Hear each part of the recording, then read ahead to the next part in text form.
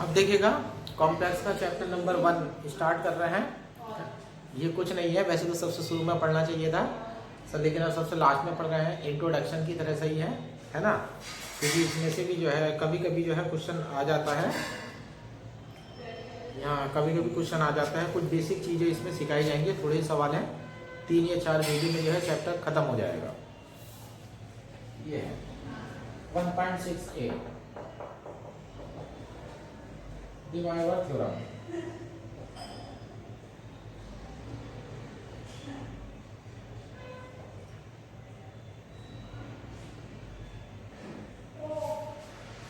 ये डिवाइवर थ्योरम है हमारी।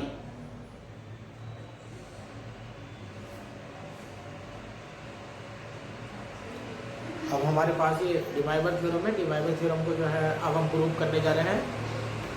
कॉम्प्लेक्स एनालिसिस की हेल्प से डिवाइवर थ्योरम को प्रूव करने जा रहे हैं। ये देख लीजिएगा,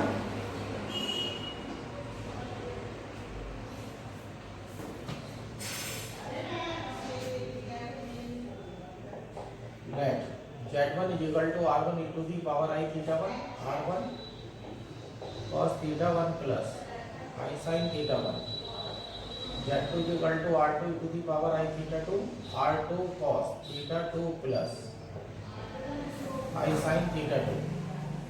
Z1 Z2 की मल्टीप्लाई करिएगा, R1 R2, रियल पार्ट देख लीजिएगा, cos theta 1 cos theta 2 minus sin theta 1 sin theta 2, ये रियल पार्ट हो गया, प्लस आई में देख लीजिएगा sin theta 1 cos theta 2 plus cos theta 1 sin theta 2, ये मल्टीप्लाई हो गई है। तो ये हो गया है Z1 Z2 equal to R1 R2 cos theta 1 plus theta 2 plus I sin theta 1 plus theta 2। Z1 Z2 equal to R1 R2 cos theta 1 plus theta 2 plus I sin theta 1 और plus theta 2, ये value आपकी आ चुकी है यहाँ से। अब ये तो दो ही कॉम्प्लेक्स नंबर लिए थे, ये ले लीजिएगा for Z1 Z2 Z3 and so on Zn, इस तरह से इसे बढ़ा दीजिएगा Z1 Z2 Z3 up to Zn is equal to R1 R2 R3 dot Rn cos theta 1 plus theta 2 plus theta 3 plus dot theta n plus I sin theta 1 plus theta 2 plus theta 3 plus dot theta n। यहाँ पर हमने इसका generalise कर दिया है इसे। अब यहाँ से डिवाइवर थ्योरम निकालने जा रहे हैं। आप ये कंडीशन लगा दीजिएगा, if Z1 is equal to Z2 is equal to Z3 is equal to dot Zn is equal to R e to the power I theta, यानी कि जितने भी R1 R2 है सबकी जगह R डाल दीजिएगा, और जितने भी जो है आपके थीटा है, थीटा 1 थीटा 2 थीटा 3 है, सबकी जगह n डाल दीजिएगा। तो ये हो जाता है Z to the power n is equal to R to the power n, और यहाँ हो जाएगा cos theta plus theta plus theta plus I sin theta plus theta plus theta up to theta, n term होगी हमारी ये। तो यहाँ हो जाएगा R to the power n, यहाँ हो जाएगा R to the power n e to the power I theta n whole power n, और R to the power n ये हो जाएगा cos n theta plus I sin n theta. अब R to the R to the power n से R to the power n cut जाएगी, इसे बोल देते हैं cos theta plus I sin theta to the power n is equal to cos n theta plus I sin n theta. ये जो है आपकी डिवाइवर थ्योरम प्रूव हो चुकी है। cos theta plus I sin theta की power n is equal to cos n theta plus I sin n theta. फिर 1.6 का A है, 1.6 का B पार्ट है, ये ज्योमेट्रिकल रिप्रेजेंटेशन है और प्रोडक्ट एंड क्वोशिएंट का।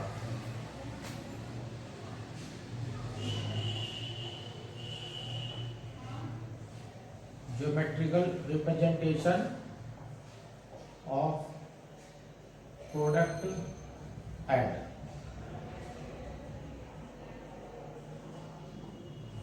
क्वोशिएंट। दो चीज का हम ज्योमेट्रिकल रिप्रेजेंटेशन कर रहे हैं, प्रोडक्ट का रिप्रेजेंटेशन कर रहे हैं और इसका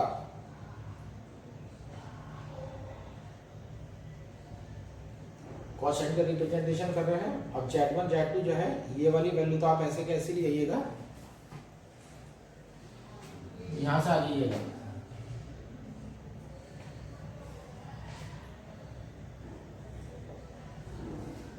इतना हिस्सा वापस कर दीजिएगा। तो आपने निकाला था Z1 Z2 equal to R1 R2 cos θ1 plus θ2 plus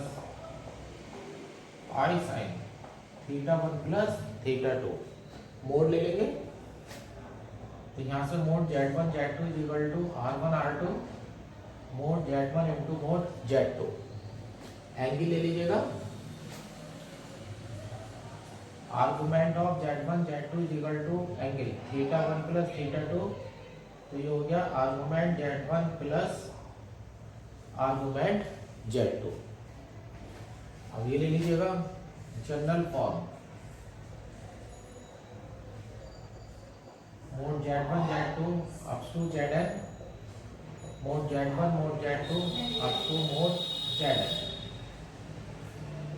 argument Z1 Z2 dot dot Zn equal to argument Z1 plus argument Z2 plus dot dot argument Zn। अब हमने इसकी जनरल फॉर्म लिखी है, तो देख लीजिएगा जो मैग्नीट्यूड है वो तो मल्टीप्लाई होकर के आ रहे हैं और जो आर्गुमेंट है उसमें एंगल प्लस होकर के आ रहा है। तो रिप्रेजेंटेशन इस तरह से हो जाएगा आपका।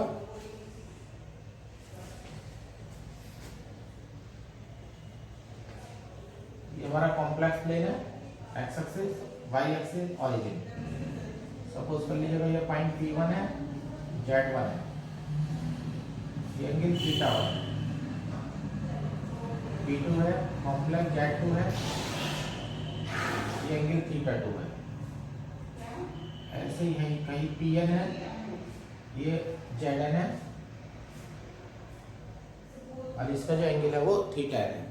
अब देख लीजिए जब आपने मल्टीप्लाई करी तो मल्टीप्लाई करने के बाद आपका क्या हुआ, सारे आर्गुमेंट एंगल प्लस हो गए। मान लीजिए हमारा यहाँ आ जाता है, जब इनकी मल्टीप्लाई करते हैं तो ये कॉम्प्लेक्स है Z1 Z2 dot dot Zn, इसका मैग्नीट्यूड हो जाएगा R1 R2 dot dot Rn, length हो जाएगी और पूरा जो एंगल बैठेगा θ1 प्लस θ2 प्लस θn, ये हमारा जो है आर्गुमेंट बैठ जाएगा। तो इस तरह से जो है मल्टीप्लिकेशन का रिप्रेजेंटेशन जो है वो कर सकते हैं।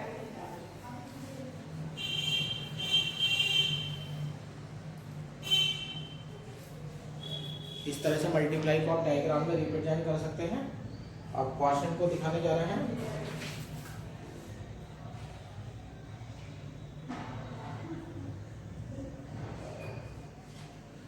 ये है Z1 upon Z2 equal to R1 upon R2 और e to the power I θ1 upon e to the power I θ2 R1 upon R2 e to the power I θ1 minus θ2 Z1 Z2 equal to R1 R2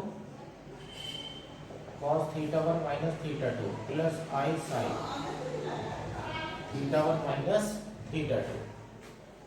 तो यहाँ से mod Z1 upon Z2 is equal to R1 upon R2 mod Z1 upon mod Z2, argument of Z1 upon Z2 is equal to θ1 minus θ2, तो ये हो गया argument Z1 minus argument Z2। ये आपने representation कर दिया है इसका।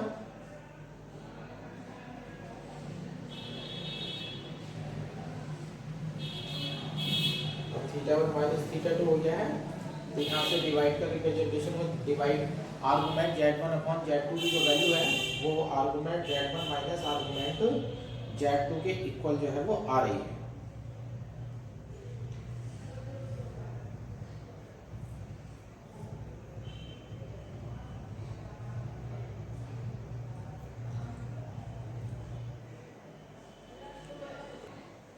अब इसका देखिए जब ज्योमेट्रिकल रिप्रेजेंटेशन करते हैं तो इसको ऐसे करते हैं,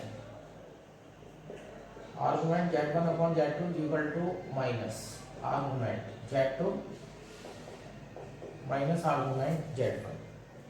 अब यहाँ पर ध्यान से देखिएगा, यहाँ पर ध्यान से देखिएगा, हमने क्या करा है, माइनस कॉमन ले लिया है ना, माइनस कॉमन ले लिया है और आर्गुमेंट ऑफ z2 में से आर्गुमेंट ऑफ z1 घटाया है। अब एंगल के साथ माइनस आ चुका है तो इसका मतलब अगर एंगल नापा जाएगा, मतलब θ2 माइनस θ1 एंगल अगर नापा जाएगा तो वो एक्स एक्सिस के नीचे पड़ना चाहिए, क्योंकि एक्स एक्सिस के नीचे वाले एंगल की डायरेक्शन नीचे की तरफ आ जाती है, वो माइनस नापे जाते हैं, वो क्लॉकवाइज जाएंगे। तो इसका रिप्रेजेंटेशन ऐसे होगा, origin x axis Y axis, ये पॉइंट पी है z1, एंगल θ1 है, मैग्नीट्यूड r1 है, दूसरा एंगल q ले लीजिए, दूसरा ये ले लीजिए q, कॉम्प्लेक्स z2 है, इसका मैग्नीट्यूड r2 है और ये है θ। अब हमें देखिएगा argument of z2 minus argument z1 चाहिए, θ2 बड़ा एंगल रखा है तो θ2 में से θ1 में जब माइनस करूँगा तो पॉजिटिव वैल्यू आ जाएगी। इस तरह से लाइन ले जाइएगा यहाँ,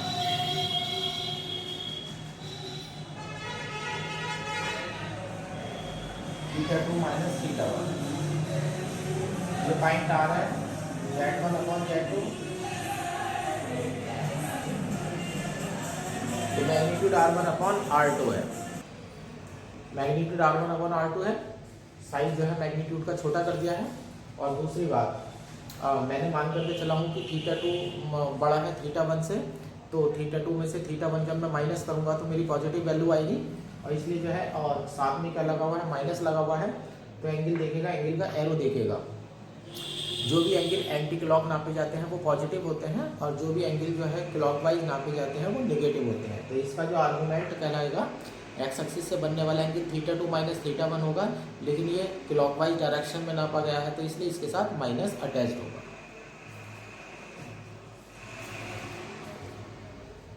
ये होता है इसके बाद C part.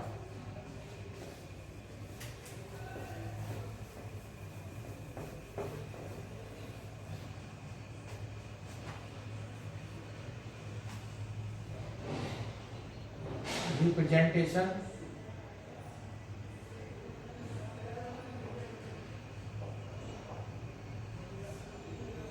Of I Z, यानी कि किसी कॉम्प्लेक्स नंबर की जब जेड से मल्टीप्लाई करते हैं तो क्या होता है। ये है z equal to r e की power i theta r, z equal to r e की पावर आई थीटा, आई है, आई को आप लिख सकते हैं cos π/2 प्लस आई sin π/2, तो ये हो जाता है e टू दी पावर आई π/2। जब आप आई जेड को मल्टीप्लाई करेंगे तो r e to the power i theta plus π/2। देखिएगा मैग्नीट्यूड में तो कोई चेंज नहीं हुआ है, तो magnitude of I z equal to r और argument of I z equal to theta plus π/2। तो आपने देखा जब कॉम्प्लेक्स नंबर में आई की मल्टीप्लाई करते हैं तो मैग्नीट्यूड में कोई चेंज नहीं होता है, लेकिन जो वेक्टर होता है, जो कॉम्प्लेक्स वाली क्वांटिटी वाला वेक्टर है, वो एंटी क्लॉकवाइज डायरेक्शन में 90 डिग्री घूम जाता है। अब हम कह सकते हैं vector I Z is obtained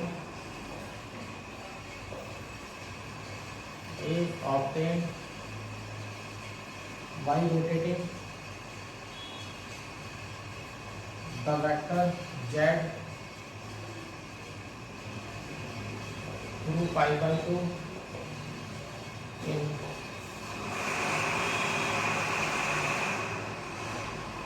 anti-clockwise direction। Anticlockwise direction में घूम चुका है। मान लीजिएगा आपका ये है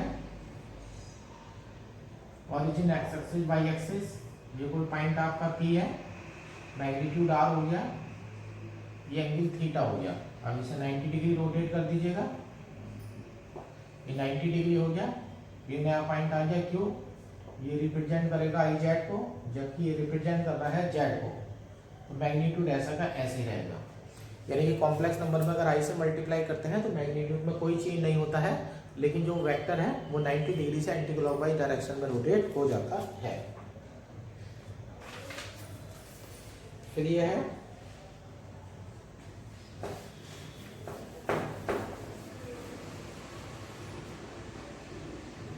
1.9, इसमें amplitude of z minus amplitude of minus z is equal to plus minus pi according as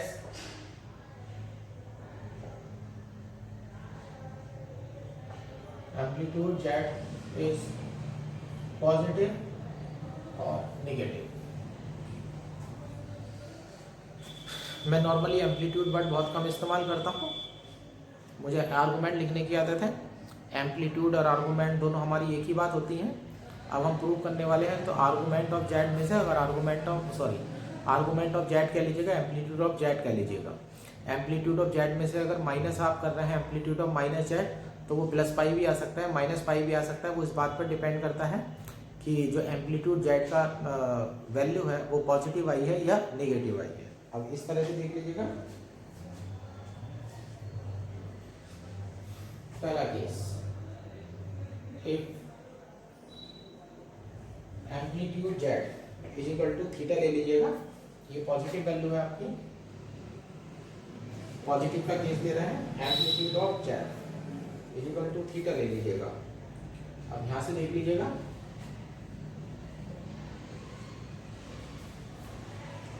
इधर एक्स एक्सिस हो गई, ओरिजिन हो गया, इधर वाई एक्सिस हो गया। मैग्नीट्यूड आर है, ये एंगल थीटा है, ये पॉइंट पी है जो रिप्रेजेंट करता है जेड को। अब जेड को रिप्रेजेंट करता है और एम्पलीट्यूड ऑफ माइनस का जेड लेने वाले हैं, एम्पलीट्यूड ऑफ जेड। अब माइनस ले लीजिएगा,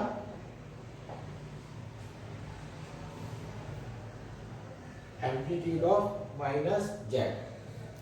अब जेड के साथ क्या लग गया है, माइनस लग गया है। अब वेक्टर में पढ़ाया जाता है कि किसी भी वेक्टर और कॉम्प्लेक्स, ध्यान रखिएगा एक ही चीज़ है, 2 डायमेंशन में जब हम होते हैं। अब हमें सिखाया जाता है क्या नाम की वेक्टर पर अगर माइनस लग जाते हैं तो उसकी डायरेक्शन जो है वो अपोजिट हो जाती है। अब इसे ऐसे लेकर जाइएगा, मैग्नीट्यूड आर ही रहेगा, ये पॉइंट पी डैश हो जाएगा और ये हो जाएगा माइनस का जेड। अब इतना एंगल जो आपने घुमाया है ये पाई हो गया आपका एंगल, आपका जो एंगल है वो पाई हो गया। अगर आप ऊपर से एंगल नाप करके लाते हैं तो वो पाई प्लस थीटा कहलाएगा, लेकिन आप अगर नीचे से नाप करके लाते हैं, ये देखो क्लॉकवाइज हो चुका है, एंगल क्लॉकवाइज हो चुका है, तो क्लॉकवाइज एंगल अगर आप नापेंगे नीचे से तो ये हो जाएगा माइनस का पाई माइनस थीटा। पाई माइनस थीटा तो ये होगा ही होगा, क्योंकि टोटल एंगल 2 पाई होता है, लेकिन साथ में आपने क्लॉक नापा है तो आप माइनस और अटैच करेंगे, तो amplitude of minus z is equal to हो जाएगा माइनस पाई माइनस थीटा।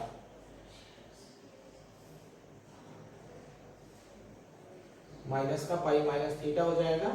जब आप यहां से ये लेंगे amplitude of z minus amplitude of minus Z, तो ये हो जाएगा theta minus minus plus pi minus theta, theta से थीटा कैंसिल हो जाएगा और आपकी जो वैल्यू है वो पाई रह जाएगी। दूसरे केस में लीजिएगा,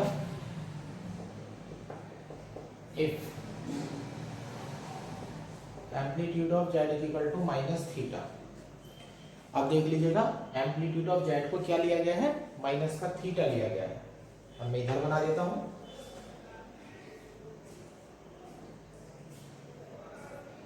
ओरिजिन एक्स एक्सिस और वाई एक्सिस। अब मैं एम्पलीट्यूड ऑफ जेड को जो है माइनस का थीटा ले रहा हूं, तो इसका मतलब है मैं क्लॉकवाइज डायरेक्शन में इसे नाप रहा हूं, एक्स एक्सिस के नीचे जाऊंगा थीटा नापते हुए। अब ये है position, point B, magnitude r मान लेते हैं, ये हो गया थीटा, ये जेड है। जब इस पर आप माइनस साइन अटैच करेंगे तो डायरेक्शन बिल्कुल 180 डिग्री से पलट जाएगी।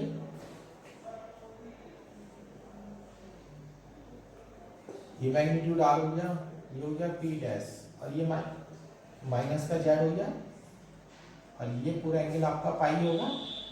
और जब यहाँ से आप एंगल देखेंगे तो ये हो जाएगा आपका पाई माइनस थीटा। ये साइन के साथ रिप्रेजेंट कर रहे हैं तो माइनस रिप्रेजेंट कर देता हूँ। यहाँ पर एंगल के साथ अगर आप माइनस लगा रहे हैं तो वो क्लॉक को बता रहा है, प्लस लगा रहे हैं तो वो एंटी क्लॉक को बता रहा है। अब यहाँ पर हमारा हो जाएगा amplitude of minus z is equal to pi minus theta, amplitude of z minus amplitude of minus z is equal to minus theta minus pi plus theta. Theta से थीटा कैंसिल, माइनस का पाई।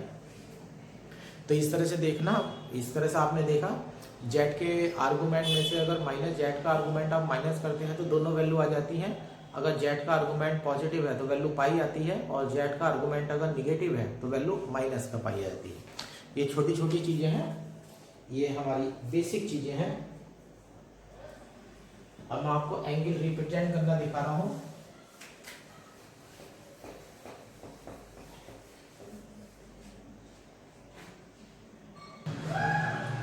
अब देखिएगा ये 1.11 है। Argument Z3 minus Z4 upon Z1 minus Z2 is the angle between the line joining Z4 to Z3। देखिएगा Z3 minus Z4 है तो यहाँ उल्टा लिखा जाएगा, यानी कि वो रेखा जो लेनी है आप Z4 से Z3 को मिलाने वाली रेखा लेनी है। और यहाँ देखिएगा Z1 माइनस Z2 है तो देखिएगा यहाँ उल्टा लिखा गया है Z2 टू Z1। किसी भी चीज़ को अगर एंगल वगैरह में समझने में कोई दिक्कत हो तो वो 12th क्लास के अपने वेक्टर में चला जाइएगा। वेक्टर रिप्रेजेंटेशन भी जो है आपको सारी चीज़ें समझा देगा। अब जैसे ये वाला एंगल मुझे समझाना है तो मुझे उस एंगल के लिए जो है वेक्टर रिप्रेजेंटेशन ही देना पड़ेगा। अब जैसे Z1 माइनस, अब यहाँ ऊपर Z3 माइनस Z4 लिखा हुआ है, Z3 माइनस Z4 लिखा हुआ है, तो ध्यान देना है ये जो लाइन बनाएंगे आप वो Z4 से Z3 को मिलाने वाली लाइन बनाएंगे, क्योंकि जो एंगल बनता है वो डायरेक्शन के बीच में बनता है। वैसे जब हम ज्योमेट्री पढ़ रहे होते हैं तो दो रेखाओं के बीच में एंगल बनता है, लेकिन जब वेक्टर क्वांटिटी या कॉम्प्लेक्स क्वांटिटी पढ़ रहे होते हैं तो दो डायरेक्शन के बीच में एंगल बनता है। तो इसलिए डायरेक्शन भी जो है महत्वपूर्ण क्वांटिटी हो जाती है। तो इसलिए जो है यहाँ पर ये चीज़ें सिखाई जाती है। अब ये रिप्रेजेंटेशन आप ऐसे मान लीजिएगा,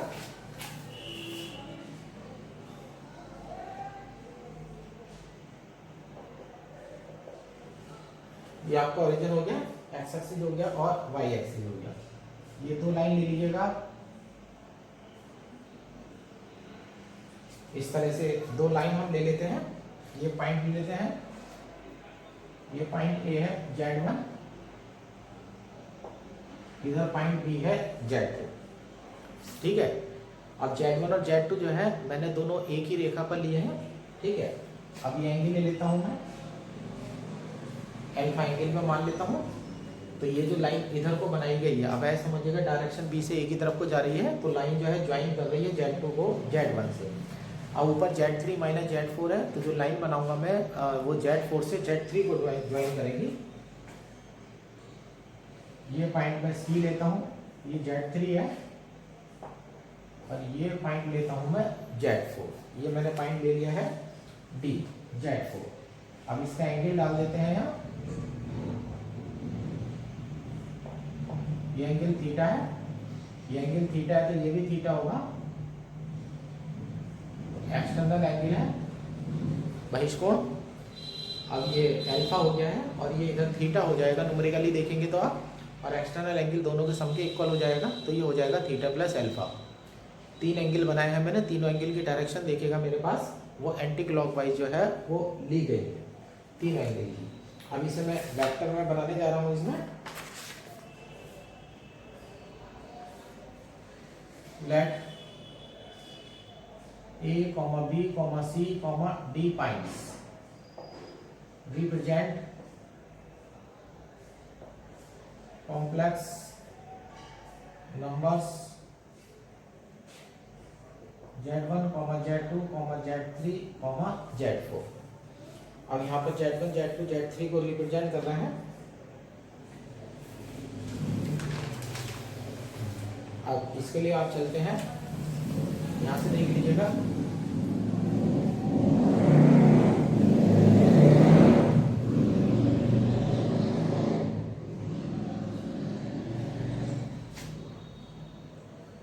आपने लिया है argument Z3 minus Z4 upon Z1 minus Z2। अब अपना फार्मूला लगा दीजिएगा, argument Z1 upon Z2 equal to argument Z1 minus Z2 होता है argument Z3 minus Z4 minus argument Z1 minus Z2। आपने आर्गूमेंट का फार्मूला लगा दिया है। अब ध्यान देख लीजिएगा आर्गूमेंट, अब इसे पोजीशन वेक्टर के टर्म्स में तोड़ दीजिएगा। जब भी पोजीशन वेक्टर लिया जाता है तो वो हमेशा ओ से शुरू होता है। Z3 वाला जो बिंदु है देखिएगा सी को रिप्रेजेंट कर रहा था, तो ये वेक्टर OC हुआ, ये वेक्टर OD हो गया माइनस आर्गूमेंट Z1, ये वेक्टर OA हो गया और ये वेक्टर OB हो गया। अब सबके रिप्रेजेंटेशन मैंने वेक्टर्स की टर्म्स में दे दिए हैं। और ध्यान करिएगा 12th में ऐसे सिखाया जाता है, जब माइनस करना होता है तो वेक्टर AB को हम vector OB minus vector OA लिखते हैं। 12th क्लास में हमें सिखाया जाता है कि वेक्टर AB है, माइनस आप लिखने जा रहे हैं तो आप कहते हैं कि बाद वाले वेक्टर में से शुरू वाले का पोजीशन वेक्टर को माइनस कर दीजिएगा। अब देखिएगा OC माइनस OD है, OC माइनस OD है, तो बाद वाला लेटर पहले आ जाएगा और पहले वाले का लेटर बाद में चला जाएगा। तो ये हो जाएगा argument DC minus argument vector BA, argument DC minus argument vector BA। अब एरो देखेगा DC, ये DC का एरो हो गया, ये BA है, ये BA का एरो है ना, इस हिसाब से एरो लगा दिया। अब डायग्राम के अकॉर्डिंग देख लीजिएगा DC का आर्गूमेंट, इस रेखा का आर्गूमेंट ये है theta plus alpha minus theta, sorry alpha से अल्फा कट जाता है और ये थीटा आपका आ जाता है। अब थीटा की वैल्यू अगर एंटी क्लॉक नाप रहे हैं तो वो पॉजिटिव हो जाएगी, और थीटा की वैल्यू अगर क्लॉक नाप रहे हैं तो वो नेगेटिव हो जाएगी, है ना। अब यहाँ पर ये देख लीजिएगा इफ, अब रियल और इमेजिनरी जो है ये तो उसकी बात हो गई है। अभी इस तरह से आप थोड़े से आर्टिकल कर लीजिएगा, है ना, छोटी छोटी चीज़ें हैं सीख लीजिएगा। 1 2 3 दिन का काम है। अभी तो ये बेसिक चीज़ें हैं कि एंगल कैसे रिप्रेजेंट करता है, मल्टीप्लाई होती है तो वो कैसे रिप्रेजेंट करता है। असल में क्या है 2014 में भी, 15 में भी, 16 में भी, यहाँ से और 18 में भी एक ही क्वेश्चन जो है 5 नंबर का बना दिया था। तो बेसिक चीज़ें हैं। अब कॉम्प्लेक्स हमने इतनी आगे तक पढ़ ली है तो हमें बेसिक चीज़ें भी आनी चाहिए कि कोई हमसे कोई छोटी चीज़ भी पूछ ले कि भाई एंगल कैसे रिप्रेजेंट होता है, कि इतनी बड़ी पढ़ाई तो तुमने कर ली है लेकिन हमें एंगल का रिप्रेजेंटेशन, मॉडुलस की प्रॉपर्टी, ये सब चीज़ें भी जो है वो आनी चाहिए। इसीलिए जो है ये चैप्टर पढ़ाया जा रहा है। लेकिन इस चैप्टर के अकॉर्डिंग जब हम आगे की चीज़ें इक्विलेटरल ट्रायंगल या प्रॉपर्टी लेने जाते हैं तो ध्यान रखिएगा ये चीज़ें वैसे तो 12th की होती हैं, लेकिन ये चीज़ें हमारे ग्रेजुएशन के क्वेश्चन से भी भारी होती हैं। क्योंकि ग्रेजुएशन के क्वेश्चन जो है वो सिंपल तरीके से चलते हैं, लेकिन 12th वाले क्वेश्चन में सबसे बड़ा जो घपला होता है ये एंगल का होता है। और एंगल में भी अगर आपको ध्यान रखना होता है कि आप एंटी क्लॉकवाइज डायरेक्शन में तो आप पॉजिटिव यूज़ करेंगे और क्लॉकवाइज डायरेक्शन में है तो नेगेटिव यूज़ करेंगे। तो बस 3 या 4 दिन का काम और बचा है, फिर हम कॉम्प्लेक्स को बंद करने जा रहे हैं। इसको बस एक्स्ट्रा चैप्टर की तरफ से आप पढ़ लीजिएगा।